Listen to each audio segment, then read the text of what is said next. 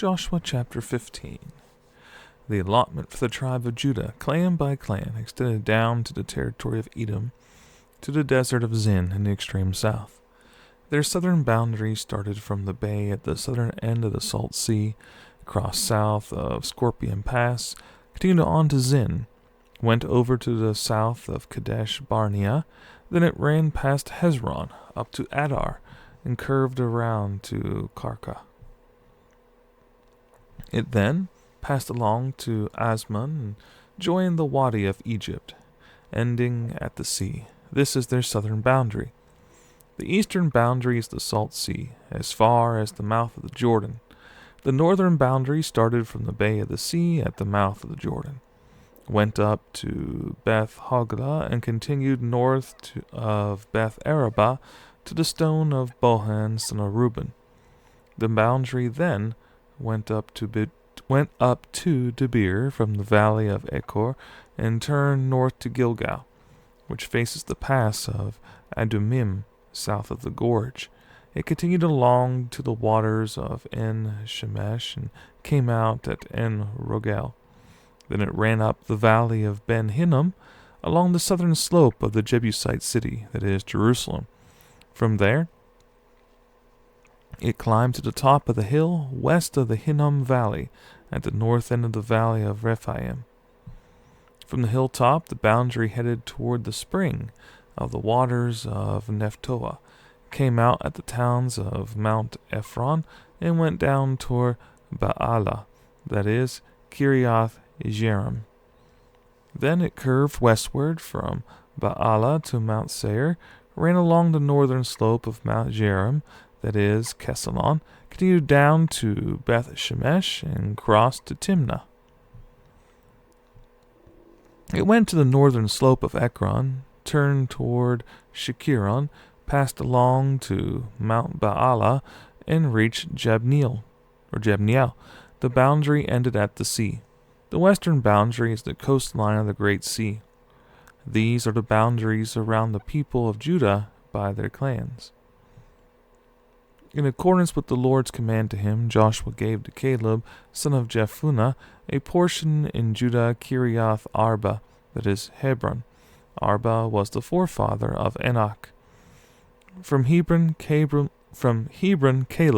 drove out the three Anakites, Sheshai, Ahiman, and Talmai, descendants of Anak. From there, he marched against the people living in Debir, formerly called Kiriath Sefer. And Caleb said, I will give my daughter Aksah in marriage to the man who attacks and captures Kiriath Sether. Othniel, son of Kenaz, Caleb's brother, took it, so Caleb gave his daughter Aksah to him in marriage. One day, when she came to Othniel, she urged him to ask her father for a field. When she got off her donkey, Caleb asked her, What can I do for you? She replied, Do me a special favor, since you have given me land in the Negev. Give me also springs of water. So Caleb gave her the upper and lower springs. This is the inheritance of the tribe of Judah, clan by clan. The southernmost towns of the tribe of Judah in the Negev, toward the boundary of Edom, were Kabziel, Adur, Jagur, Kina, Dimona, Adadah, Kadesh, Hazor, Ithnan, Ziph, Telem, Baaloth, Hazor, Hadattah, Kiriath Hezron, that is, Hazor, Amam, Shema, Moladah, Hazar, Gada, Heshbon, Beth Pelet, Hazar Shual, Beersheba, Biziothaiah, Baalah, Lim, Ezim, Eltolad, Kezil, Hormah, Ziklag, Madmenah, Sensanah, Lebaoth, Shilhim, Ain, and Rimmon, a total of 29 towns and their villages. In the western foothills, Eshtaol, Zorah, Ashna, Zenoah, Enganim, Tapua, Inam, Jarmuth, Adullam, Soko, Azekah, Sha'arim, Adathaim, and Gedera, or Gederathaim, 14 towns and their villages. Zenon, Hadashah, Migdal Gad, Dilian, Mizpah, Joktheel, Lachish, Bozkath, Eglon, Kabon, Lamas, Kitlish, Jiradoth, Beth Dagon, Naamah, and Makkedah, 16 towns and their villages. Libnah, Ether, Ashan, Iftah, Ashna, Nezib, Kiliah, Akzib, and Mareshah, 9 towns and their villages. Ekron and its surrounding settlements and villages. West of Ekron, all that were in the vicinity of Ashdod, together with their villages. Ashdod, its surrounding settlements and villages, in Gaza, its settlements and villages as far as the Wadi of Egypt and the coastline of the Great Sea. In the hill country, Shamir, Jatir, Soko, Dana, Kiriath Sana, that is, Debir, Anab, Eshtemoa, Anim, Goshen, Holon, and Gilo, 11 towns and their villages. Arab, Duma, Ashan, Janim, Beth Tapua, Afaka, Humta, Kiriath Arba, that is Hebron, and Zior, 9 towns and their villages.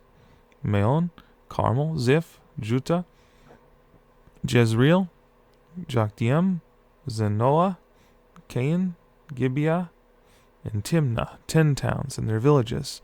Halul, Bezor, Geder, Ma'arath, Beth Anath, and Eltekon, 6 towns and their villages. Kiriath Baal, that is, Kiriath Jearim, and Rabbah, 2 towns and their villages. In the desert, Beth Araba, Midian, Sekakah, Nibshan, the city of salt, and En-Gedi, 6 towns and their villages. Judah could not dislodge the Jebusites who were living in Jerusalem. To this day, the Jebusites live there with the people of Judah. The allotment for Joseph began at the Jordan of Jericho, east of the waters of Jericho, and went up from there through the desert into the hill country of Bethel. It went on from Bethel, that is Luz, crossed over to the territory of the Archites in Ataroth, descended westward to the territory of the Japhletites, as far as the region of lower Beth Horon and on to Gezer, ending at the sea. So Manasseh and Ephraim, the descendants of Joseph, received their inheritance. This was the territory of Ephraim, clan by clan. The boundary of their inheritance went from Ataroth Adar in the east to upper Beth Horon, and continued to the sea. From Mikmathoth on the north, it curved eastward to Ta'anath Shiloh, passing by it to Genoa on the east. Then it went down from Genoa to Ataroth and Naarah, touched Jericho, and came out at the Jordan. From Taptuna, the border went west to the Kenah ravine, ended at the sea. This was the inheritance of the tribe of the Ephraimites, clan by clan. It also included all the towns and their villages that were set aside for the Ephraimites within the inheritance of the Manassites. They did not dislodge the Canaanites living in Gezer. To this day, the Canaanites live among the people of Ephraim, but are required to do forced labor. This was the allotment for the tribe of Manasseh as Joseph's firstborn, that is, for Machir, Manasseh's firstborn. Machir was the ancestor of the Gileadites, who had received Gilead and Bashan because the Machirites were great soldiers. So, this allotment was for the rest of the people of Manasseh, the clans of Abiezer, Helak, Azriel, Shechem, Hefer, and Shemidah. These are the other male descendants of Manasseh, son of Joseph, by their clans. Now, Zelophehad, son of Hefer, the son of Gilead, the son of Machir, the son of Manasseh, had no sons, but only daughters, whose names were Mahlah, Noah, Hoglah, Milcah, and Tisra. They went to Eleazar the priest, Joshua son of Nun, and the leaders, and said, "The Lord commanded Moses to give us inheritance among our brothers." So Joshua gave them an inheritance, along with the brothers of their father, according to the Lord's command. Manasseh's share consisted of 10 tracts of land besides Gilead and Bashan east of the Jordan, because the daughters of the tribe of Manasseh received an inheritance among the sons. The land of Gilead belonged to the rest of the descendants of Manasseh. The territory of Manasseh extended from Asher to Mikmethath, east of Shechem. The boundary ran southward from there to include the people living at En Tappuah. Manasseh had the land of Tappuah, but Tappuah itself on the boundary of Manasseh belonged to the Ephraimites. Then the boundary continued south to the Kenah ravine. There were towns belonging to Ephraim lying among the towns of Manasseh, but the boundary of Manasseh was the northern side of the ravine and ended at the sea. On the south, the land belonged to Ephraim. On the north, to Manasseh. The territory of Manasseh reached the sea and bordered Asher on the north and Issachar on the east. Within Issachar and Asher, Manasseh also had Bethshan, Iblim, and the people of Dor, Endor, Teanak, and Megiddo, together with their surrounding settlements. The third on the list is Naphoth. Yet the Manassites were not able to occupy these towns, for the Canaanites were determined to live in that region. However, when the Israelites grew stronger, they subjected the Canaanites to forced labor, but did not drive them out completely. The people of Joseph said to Joshua, "Why have you given us only one allotment and one portion for an inheritance? We are a numerous people, and the Lord has blessed us abundantly." "If you are so numerous," Joshua answered, "and if the hill country of Ephraim is too small for you, go up into the forest, clear land for yourselves there in the land of the Perizzites and Rephaites." People of Joseph replied, "The hill country is not enough for us, and all the Canaanites who live in the plain have iron chariots, both those in Bethshan and its settlements and those in the valley of Jezreel." But Joshua said to the house of Joseph, to Ephraim and Manasseh, "You are numerous and very powerful. You will have not only one allotment, but the forest hill country as well. Clear it, and its farthest limits will be yours. Though the Canaanites have iron chariots, and though they are strong, you can drive them out."